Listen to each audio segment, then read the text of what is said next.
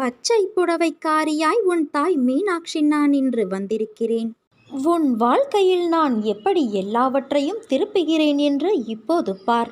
நீயே ஆச்சரியப்படுவாய். அனைத்து மகிழ்ச்சியோடும் உனக்கு ஒரு புதிய ஆரம்பம் கிடைக்கும் என் குழந்தையே. வாழ்க்கையில் தேடும் ஒன்று உன்னை விட்டு தள்ளி செல்கிறது என்று யோசிக்கிறாயா? உன் பிரச்சனைகள் என்னவென்று நீ சொன்னால்தான் எனக்கு தெரியுமா? உனக்குள்ளேதான் நான் இருக்கின்றேன். நான் உனக்கு புலப்படவில்லையா?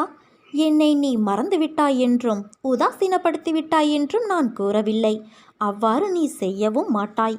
ஆனால் என்னிடம் பேசும்போது நடந்து முடிந்த கஷ்டத்தை பற்றிய புலம்பல் மட்டுமே கூறுகிறாயே. நான் உன்னிடத்தில் புலம்பக்கூடாதா என்றுதானே உன் மனதில் கேள்வி எழுகிறது. நான் உன்னிடம் அப்படி கூறுவேனா தங்கமே? முடிந்ததை புலம்பி நீ என்ன சாதித்தாய்? அதைத்தான் நான் உன்னிடத்தில் சொல்ல வருகின்றேன். என் துணை எப்போதும் உனக்கு இருக்கும். நீ தன்னம்பிக்கையோடு இருக்க வேண்டும். தொலைந்து போன பொருளை நினைத்து வருந்துவதால் நீ பெற்றது ஒன்றும் இல்லை. அர்த்தமற்ற புலம்பலால் மன அமைதியையும் நிம்மதியையும் நீ இழந்து விடுவாய். அதற்கு நீ அடுத்து என்ன செய்ய வேண்டும்? எனக்கு வழிகாட்டுங்கள் என விழிப்போடும் தன்னம்பிக்கையோடும் தான் என்னிடத்தில் வர வேண்டும் என்று நான் சொல்கிறேன். நீ நினைத்ததை விட அதிகமாக ஜெயிப்பாய். அதனால் நீ எதற்கும் பயப்படாதே, கலங்காதே. உன்னில் நிச்சயம் வெற்றி என்ற தீபத்தை நான் ஏற்றுவேன். பாலைவனத்தை கேள், மழைக்கான போராட்டத்தை. சிலருக்கு கூறியாலும் வேதனை, சிலருக்கு சொல்ல முடியாத வேதனை. வாழ்க்கையில் பொறுமையாயிருந்தால் தடைகள் என நினைத்த எருமைகள் கூட வழிவிடும். சாபத்தை கூட தீர்த்து விடலாம். கோபத்தை விட்டால், கோபத்தால் ஆபத்து என்றுமே உனக்குத்தான். பாவத்தை செய்ய ஒருபோதும் முன்வராதே. பாதை மாறி செல்லும் ஆற்றின் ஓடத்தைப் போல திரும்பிய பக்கம் எல்லாம் திரும்பாமல் பொறுமையோடு நீ நீயாகவே இரு. தன்னை விட அடுத்தவர் சுகமாக வாழ்கிறார் என்கின்ற எண்ணம்தான் எல்லா துன்பங்களுக்கும் காரணமாக இருக்கிறது. எல்லா சூழலிலும் அமைதியாக இருக்கும் அளவிற்கு உன் மனதை நீ பழக்கப்படுத்து.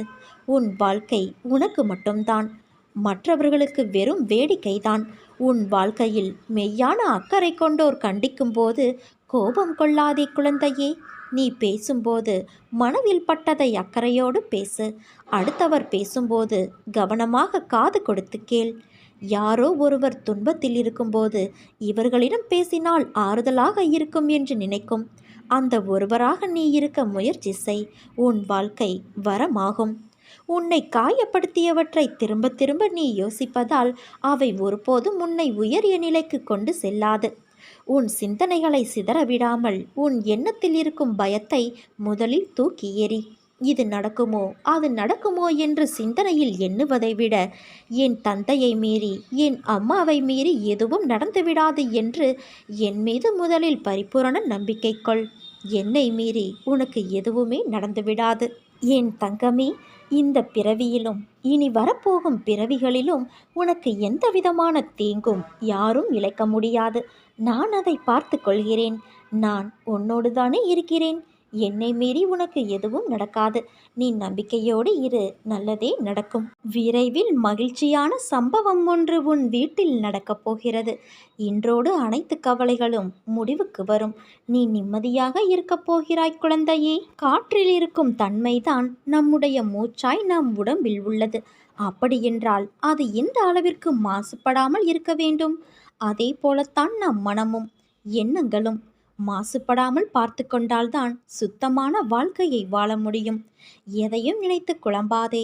எல்லாம் நல்லதாய் நடக்கும். உன்னை விட்டு நான் விலகுவதும் இல்லை, உன்னை விலகி போகும்படி நான் செய்வதும் இல்லை. உனது துயரங்கள் விரைவில் ஒரு முடிவுக்கு வரப்போகிறது. தேவையில்லாமல் கண்களை கலங்க வைக்காதே. மகிழ்ச்சியாக இரு. நான் இருக்கும்போது எதற்காகவும் கலங்கக்கூடாது. என்னை மீறி எதுவும் நடக்கப் போவதில்லை குழந்தையே. உன்னை நான் தேர்ந்தெடுத்து நான் வசிக்கும் இடத்திற்கு வரவழைத்தேன். எப்படிப்பட்ட சூழ்நிலையிலும் கலங்காதே. என் வாக்கு என்றும் பொய்யாகாது. எந்த சூழ்நிலையிலும் உன்னை நான் கைவிட மாட்டேன். உனக்கு என்ன வேண்டும்? வேண்டியதை என்னிடமிருந்து நீ எடுத்துச் செல். என் கஜானாவின் வாயிற்கதவுகள் உனக்காக எப்போதும் திறந்து இருக்கும். எது உன்னிடத்தில் சேர வேண்டுமோ அது சேர வேண்டிய நேரத்தில் தானாகவே வந்து சேர்ந்துவிடும். அனைவரும் வியக்கும் வண்ணம் நீ உயரக்கூடிய கால நேரம் இது. நிம்மதியாகவும் மகிழ்ச்சியாகவும் இரு. உன் கர்ம பலன்கள் உன்னை விட்டு பொடி பொடியாக போகிறது. வாழ்க்கையில் பெயர் புகழ் பெற்று நீ உயரப் போகிறாய். உன்னை இன்று வழி நடத்தி செல்லும் ஆசான் நான். நித்தியப்படி வழங்க நான் சற்று தயங்கி தயங்கி யோசித்து நின்றால் நீ கொஞ்சம் யோசித்துப் பார், என்ன நடந்திருக்கும் என்று. நீ கேட்டு நான் செய்ய வேண்டிய அவசியமில்லை. எந்த சூழ்நிலையிலும் நீ கடந்து வந்த பாதையை மட்டும் மறக்காதே. நான் இருக்கிறேன். உன் கண்களின் முன்னிலையில் நான் அமர்ந்து கொண்டு இருக்கிறேன். உன்னுடைய செயல்களில் மாற்றத்தைக் கண்டு என்னை முழுமையாக ஏற்றுக்கொண்டு என்னை காண துடிப்பாய். அப்போது நான் உன் கண்முன்னே தோன்றும்போது உன்னால் பேச முடியாமல் கண்களில் ஆனந்த கண்ணீர் வழிய வாயடைத்து போவாய். உனது கிரகத்தில் நான் வாசம் செய்யும்போது நீ எதற்கு கலங்குகிறாய்? உன்னோடு நான் இருக்கிறேன். அனைத்திலும் இருந்து உன்னை நான் விடுவிக்கப் போகிறேன். உன்னை உயர்த்தி பார்க்கப் போகிறேன். உனக்கு வேண்டியதை செய்ய நான் இருக்கும்போது எவரிடத்திலும் போய் நின்று கொண்டு இருக்காதே. உன் தேவையை பூர்த்தி செய்ய யாசகம் பெற்று உனக்கு தருவதற்கு நான் காத்திருக்கின்றேன். உன் வாழ்வில் பக்குவம் என்ற நிலை என்றால் என்ன என்பதை புரிந்துவிட்டாயல்லவா? உலகத்தில் என் சந்தோஷமும் நிம்மதியும் என்னிடம்தான் இருக்கிறது. சூழ்நிலைகளை கையாளும் முறையில்தான் என் நிம்மதி அடங்கியுள்ளது. எதிரே கூர்மையான என்ன ஆயுதங்கள் வந்தாலும் என் நிலை, என் மன அமைதியை நான் பார்த்து கொள்வேன்.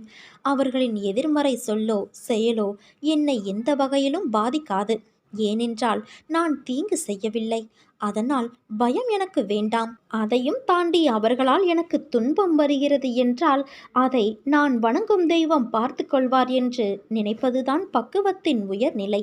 என் தேடல்களுக்கான அனைத்து அர்த்தமும் என்னிடம், என் ஆத்மாவான என் தெய்வத்திடம்தான் இருக்கிறது என்ற உன் நம்பிக்கை, உன் பக்தியின் உயர்நிலையில்தான் உன் அழகு பிறக்கின்றது. உன்னிடம் ஒன்று கூறுகிறேன் கேள். நீ இல்லையேல் நான் இல்லை. உன் அம்மாவாக, அப்பாவாக என் ஆசிர்வாதங்களோடு நான் உன்னை வாழ்த்தப் போகிறேன். உனக்கான வாழ்க்கை உன்னிடம் வந்து சேரப்போகிறது. நீ என்ன செய்தாலும் அது என் நல்லதற்கே என்று நினைக்கும் என் பிள்ளைக்கு எவ்வித கஷ்டங்களையும் நான் நேர விட மாட்டேன் குழந்தையே.